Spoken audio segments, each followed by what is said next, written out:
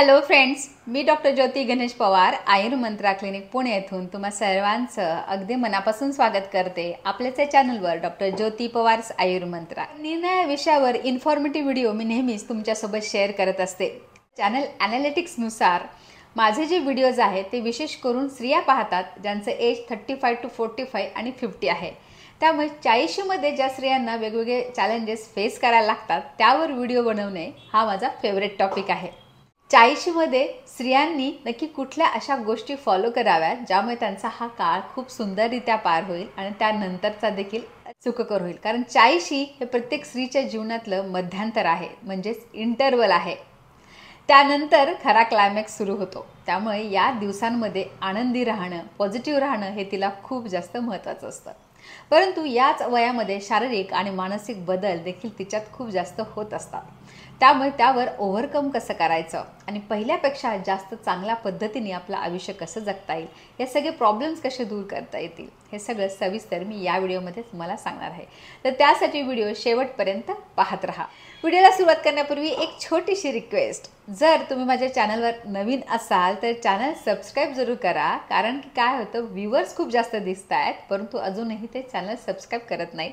फक्त एक button click करायचं आहे आणि तुम्ही परमनंट सबस्क्रायबर होणार आहात. त्यामुळे एवढं कष्ट नक्कीच आमच्यासाठी घ्या, कारण त्यामुळे आमचा उत्साह दुपटीने वाढत असतो. मुलगी जन्माला आल्यापासून तर वृद्धात्वापर्यंत निरनिराळ्या फेजेसमध्ये तिला जावंच लागतं. त्यात सगळ्यात मोस्ट चॅलेंजिंग जी आहे ती म्हणजे 40 आहे. कारण आतापर्यंत घर, संसार, करिअर याच्या मागे धावता धावता आपल्या स्वतःकडे लक्ष द्यायला तिला फारसा वेळ मिळालेला नसतो. आणि जेव्हा ती आरशात पाहते तेव्हा तिच्या लक्षात येतं, अरे आपल्या वृद्धत्वाला सुरुवात झाली की काय, परंतु तर आपण आपल्या मनासारखं जगलो देखील नाही आणि आता वृद्धत्व येणार या विचाराने, या भावनेनेच ती आतून खचते. तसं विचार केला तर आधीपेक्षा आता आपल्याकडे अनुभव जास्त असतो, प्रगल्भता आलेली असते. त्याचबरोबर जबाबदाऱ्याही काहीशा कमी झालेल्या असतात. दिवसांमध्ये शारीरिक आणि मानसिक बदल देखील खूप होत असतात.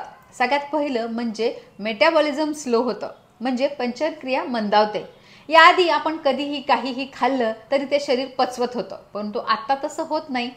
थोडंही प्रमाण इकडे तिकडे झालं, बाहेरचं खाल्लं की ॲसिडिटी वाढते, जळजळ होते, पोटफुगी होते, बद्धकोष्ठता होते आणि सगळ्यात महत्त्वाचं म्हणजे पचनक्रिया बिघडल्यामुळे आपलं वजन अवास्तव वाढतं, पोटावरची चरबी वाढते, जी काही केल्याने कमी देखील होत नाही. दुसरा महत्त्वाचा बदल म्हणजे आपल्या शरीराची झीज व्हायला लागते. हाडांची, स्नायूंची, पेशींची झीज व्हायला सुरुवात होते. हाडांचे दुखणे विशेष करून सुरू होतात. गुडघेदुखी, सांधेदुखी, हाडांमधून कटकट आवाज येणे, त्याचबरोबर निर्णय, जीवनसत्व देखील आपले या दिवसांमध्ये कमी व्हायला सुरुवात होते. सतत अशक्तपणा जाणवणे, लो फील होणे, सकाळी उठल्यानंतर प्रचंड आळस येणे, काहीही काम करावंसं न वाटणे. पुढचा महत्त्वाचा बदल म्हणजे प्रत्येक स्त्रीचा वीक पॉईंट सौंदर्याविषयी. त्वचा रुक्ष होते, चेहऱ्यावर सुरकुत्या दिसायला लागतात, त्याचबरोबर वांग, काळे डाग हे देखील या दिवसात वाढतात. पांढऱ्या छटा केसांमधून दिसायला सुरुवात होते आणि त्यामुळे ते आपलं जे फिजिकल ॲपिअरन्स आहे, बाह्य स्वरूप जे आहे ते बदलायला सुरुवात होते आणि तेच जास्त खुपतं त्या स्त्रीला. आणि त्यासाठीच आपल्या जीवनशैलीमध्ये बदल करणं हाच त्याच्यावर परमनंट सोल्युशन आहे. ते कसं हे पुढे सांगते. त्यानंतर पुढचं महत्त्वाचं म्हणजे हार्मोनल चेंजेस. हे सगळ्यात मोठं चॅलेंज असतं या दिवसांमध्ये. रजोनिवृत्ती होणार, पाळी जाणार हे आपल्याला माहीत असतं, परंतु नक्की कधी जाणार हे माहीत नसतं आणि त्याच्या आधीच आपल्या शरीरामध्ये खूप जास्त बदल व्हायला सुरुवात झालेली असते. मानसिक बदल म्हणजे मानसिक अस्थिरता, चिडचिड होणे, राग येणे, रडावंसं वाटणे, कधी कधी खूप एकटं फील होणे, ह्या सगळ्या भावना या दिवसांमध्ये विशेष करून जास्त उफाळून येतात.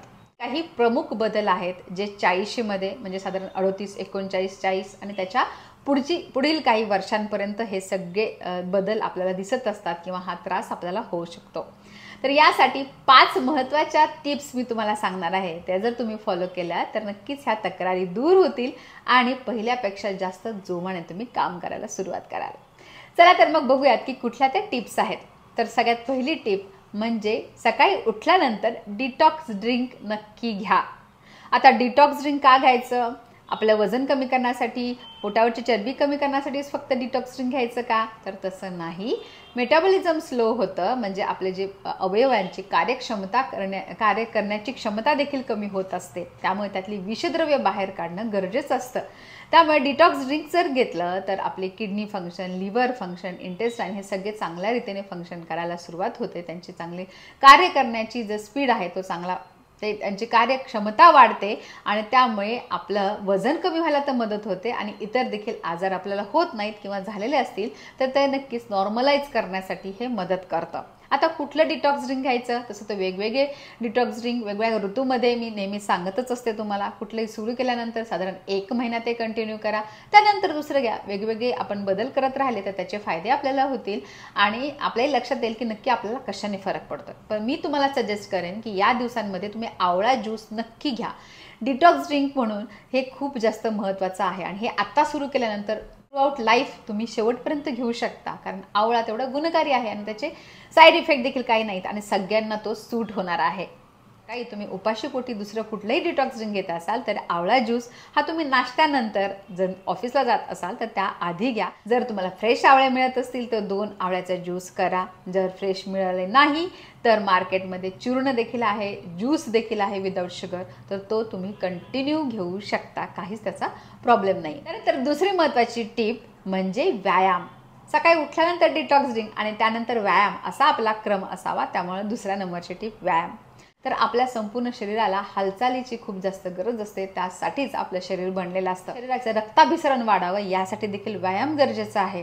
तर दिवसभर फ्रेश उत्साही राहण्यासाठी, ताजंतवानं फील होण्यासाठी व्यायाम करणं खूप गरजेचं आहे.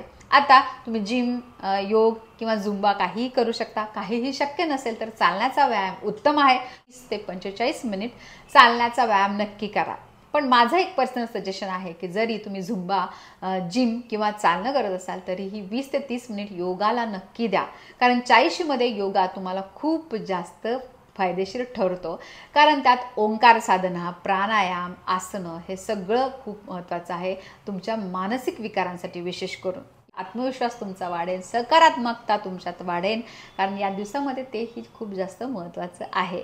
त्यामुळे कॅलरीज बर्न करण्याबरोबरच मेंटली स्ट्रॉंग आणि स्टेबल राहण्यासाठी योगा जरूर करा. त्यामध्ये डाएट करणं जास्त चॅलेंजिंग असतं, कारण आपल्याला वजन कमी करायचे, पोटावरची चरबी कमी करायची आणि आपल्या शरीराची झीज देखील भरून काढायची. तर ते कसं, तर त्यासाठी व्यवस्थित प्लॅन करणं गरजेचं आहे. काय खायचं, काही नाही खायचं याही पेक्षी जेवणाच्या वेळा पाळणं खूप जास्त गरजेचं आहे. पचनशक्ती मंदावते, त्यामुळे आपसुकच सतत खात राहावंसं वाटत नाही. त्यामुळे जेव्हा भूक लागेल तेव्हाच मध्ये कार्बोहायड्रेट्स कमी घ्यायचे आहेत, म्हणजे भात, भाकरी, चपाती हे कमी घ्यायचं आहे आणि कडधान्य म्हणजे प्रोटीन्स आणि फायबरचं प्रमाण जास्त ठेवायचं आहे. सलाड म्हणजे कच्चे जे काकडी, बीट ते सगळं आहे ते सगळं जास्त प्रमाणात घ्यायचं. त्याचबरोबर ड्रायफ्रूट्स आवर्जून घ्यायचे. आता ड्रायफ्रूट्स गोड असतात, जसं की खारी, खजूर, अंजीर हे गोड असतं, परंतु त्यात कॅल्शियम खूप जास्त प्रमाणात असतं, त्यामुळे ते तुम्हाला घ्यायला पाहिजे. कारण तुम्ही कॅलरीज बर्न करा, व्यायाम करा, परंतु हे तुमच्या आहारात नक्की घ्या. जर तुम्हाला शुगर नसेल तर बदाम, काळे मनुके, अक्रोड आणि हे मी सांगितलेलं खारी, खजूर, खोबरं हे नक्की घ्या, कारण ते सौंदर्यवर्धक देखील आहे आणि हाडांसाठी देखील चांगलं आहे. त्याचबरोबर या दिवसात आवर्जून घ्यायला पाहिजे ते म्हणजे बिया. तुमचे हार्मोन्स बॅलन्स करण्यासाठी उपयोगाचे आहेत. अँटीऑक्सिडंट त्यात खूप जास्त प्रमाणात असतात. जवसमध्ये तर ओमेगा 3 फॅटी ॲसिड्स आणि इस्ट्रोजेन देखील असतं, फायटोइस्ट्रोजन. फळांमध्ये सीझनल जे फळं आहेत ते सगळे तुम्ही आहारात नक्की समाविष्ट केला पाहिजे, कारण स्त्री जर निरोगी असेल, उत्साही असेल आणि पॉझिटिव्ह असेल तरच हे निरोगी आणि सकारात्मक होईल. त्यामुळे स्वतः आरोग्याकडे आधी लक्ष देण्याची ही वेळ आहे. गव्हांकुराचा रस देखील या दिवसात आवर्जून घ्यायचा आहे, कारण त्यात व्हिटॅमिन ई भरपूर असतं. त्यामुळे आठवड्यातून 2 वेळा तरी गव्हांकुराचा रस तुम्ही घ्या. आवळ्याचं मी तुम्हाला आधीच सांगितलेलं आहे. ज्यूस शक्य नसेल आवळ्याचा तर मोर आवळा, लोणचं या स्वरूपात देखील तुम्ही आहारामध्ये त्याचा समावेश करू शकता. त्याचबरोबर मी सजेस्ट करेन की शतावरी कल्प 40मध्ये स्त्रियांनी सगळ्यांनीच घ्यायला हवा. अर्थात शतावरी कल्प थोडा गोड असतो, त्यामुळे शुगर असेल तर तुम्ही शतावरी पावडर घ्या, परंतु बाकीच्यांनी वजन वाढेल म्हणून शतावरी कल्प घेऊ नका, असं करू नका. चहा बंद करा, दुसरे स्वीट्स बंद करा. ओव्हरऑल तुमच्या सगळ्याच तक्रारी दूर होण्यासाठी शतावरी मदत करते, म्हणून तर तिला स्त्रियांची सख्य मैत्रीण म्हटलं जातं. 4थ्या नंबरची टिप आहे ती म्हणजे अभ्यंग. येस, अंगाला तेल लावणे, तेल चोळणे, जे दिवाळीत फक्त आपण 1 किंवा 2 दिवस करतो, ते आयुर्वेदामध्ये वर्षभर करायला सांगितलं आहे. अभ्यंगम आचर्येत नित्यम, अर्थात अभ्यंग दररोज करायला हवा. वार्धक्य लवकर येत नाही, दीर्घायुष्य तुम्ही होता, प्रतिकारशक्ती तुमची वाढते, मानसिक शांती लाभण्यासाठी अभ्यंग मदत करतं. तुमचे हाडांचे दुखणे, स्नायूंचे दुखणे हे सगळे दूर होतात, आळस दूर होऊन उत्साह वाढतो, शांत झोप लागते. त्यामुळे अभ्यंग हे करायलाच हवं. तळपायांना, तळहातांना आणि मस्तकाला म्हणजे डोक्याला तेल लावायचं. जास्त फायदे तुम्हाला दिसतील, सगळ्या तक्रारी तुमच्या दूर होतील. 5व्या नंबरची टिप आणि सगळ्यात शेवटची टिप म्हणजे पुरेशी झोप घ्या. आजकाल ते खूप कमी झालेलं आहे आणि बाकीच्या तक्रारी वाढल्यामुळे देखील झोप व्यवस्थित होत नाही, लागत नाही, उशिरा झोप लागते. त्याचं सगळ्यात पहिलं कारण म्हणजे मोबाईलचा जास्त वापर. स्क्रीन टाईम जर आपण कमी केला तर नक्कीच आपल्याला लवकर झोप लागेल. झोपण्यापूर्वी 2 तास मोबाईल, टी व्ही सगळ्यांपासून दूर राहा. नक्कीच तुम्हाला वेळेवर झोप लागेल. छंद जोपासायचे आणि त्यामुळे देखील पुरेशी झोप लागेल. जेवण लवकर करा, स्क्रीन टाईम कमी करा आणि रात्रीचे जे डिटॉक्स ड्रिंक आहे, विशेष करून दालचिनी, मी नेहमी सांगत असते की हार्मोन्स बॅलन्स करण्यासाठी, झोप शांत लागण्यासाठी खूप मदत. निर्णय उपाय करून जर तुम्ही लवकर झोपण्याचा प्रयत्न केला, त्याचबरोबर ओंकार, जर हे सगळं करून जर झोप येत नसेल तर ज्ञानमुद्रा हाताची करायची. ही एक ॲक्युप्रेशर थेरपी आहे.